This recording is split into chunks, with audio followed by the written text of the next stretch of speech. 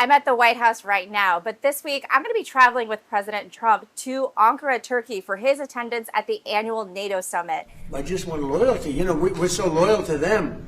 We're always fighting for them. It is always a fascinating experience to be with the president as he travels to the NATO summit because he's had a rocky and very contentious relationship, not just with the broader alliance, but also with individual countries. Now, every country in NATO pledges to spend a certain level of their GDP on defense spending. And President Trump has been angry for years that a lot of NATO countries don't actually fulfill that defense spending pledge. He says the United States picks up too much of the tab. So we're going to be watching how he behaves at NATO this week, how he interacts with other NATO leaders and his attitude towards them, particularly as the alliance deals with very thorny issues such as the war in Ukraine. One thing that we do expect to see is a bilateral meeting between President Trump and President Erdogan. And a lot of that meeting is going to be centered on the issue of fighter jets. This is an issue that has been long running. It dates back actually to President Trump's first term back in 2019. What it boils down to is that Turkey wants to buy these F-35 fighter jets that the U.S. possesses,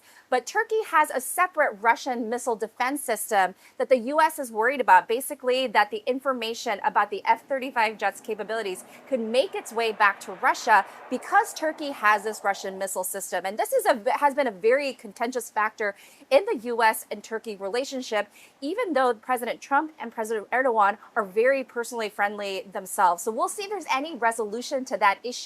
It is a very important issue for Turkey's defense economy, for President Erdogan personally.